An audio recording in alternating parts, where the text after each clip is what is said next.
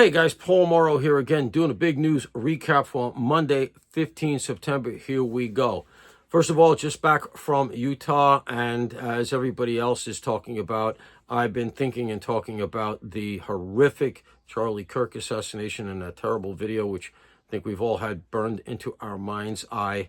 I know that a lot of people now, we're focusing on the reaction to it, and we are at that point. I'm going to let others handle that for now. I'm on the 5 tomorrow on Tuesday, and I'm sure we'll be going into a lot of that.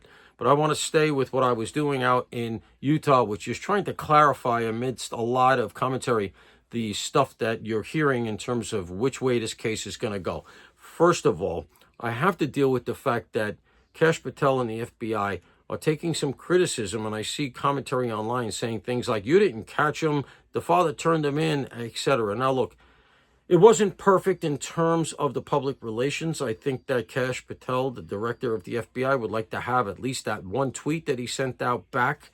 He was probably misinformed by fast-breaking events, somebody underneath him who he doesn't seem to be willing to throw under the bus, to his credit. But almost certainly somebody under him said, hey, boss, we got the guy. It looks real good.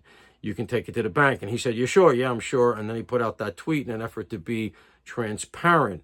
And there's almost certainly somebody under him that informed him of this. He didn't just make it up. And unfortunately, it went the way it went. But to his credit, he's not saying, don't blame me, blame the SAC out in Utah or whoever told him or somebody on his staff. Instead, he's taking his medicine. Number two, sending out the image of the accused is the right move.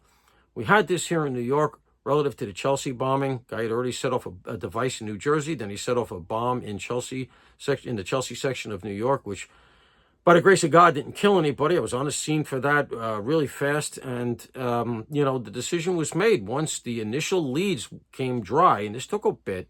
But after hours of fast investigation, and we realized we're not going to get a fast arrest, and there's a bomber out there who wants to kill people, the decision was made, and I should be clear, above my head. It was a task force situation. There were a lot of agencies there. It likely went all the way to the Attorney General.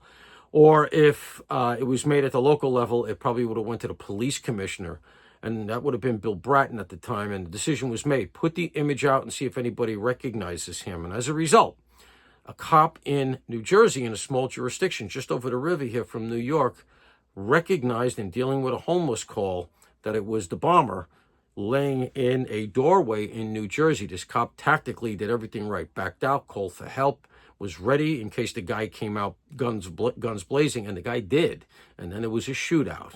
Fortunately, nobody was hurt, except the perp was hit and ultimately went to jail. That all came about because they put the image out.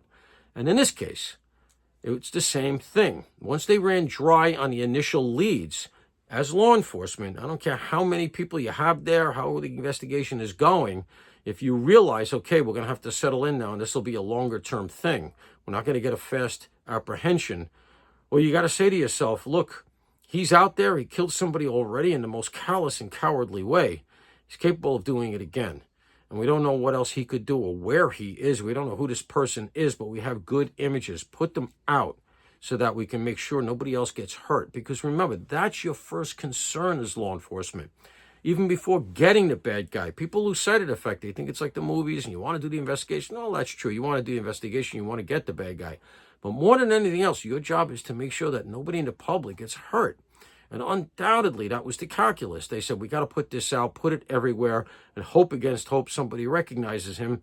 They took the time to enhance the images. They did that very quickly. They pulled a lot of video, put it together fast. They had a timeline real quick, and they got their best images out there. And let me just button something else up. The reason the father put out the call to the local sheriff is because, aside from the fact that the son confessed and all the other stuff that you've heard, there was fear. And I have this from sourcing on the ground there, and I believe it's accurate. Otherwise, I wouldn't convey it. There was fear that the kid, if he didn't turn himself in this way, somebody else was going to recognize him and then give him up. And they were afraid that if the police then did a dynamic entry into the house, somebody could get hurt. So they realized the gig was up. We got to go to the police. The kid has to give himself up. And that's the way it went. That only happened because they made that call. It was the right move. Paul Morrow for the Ops Desk.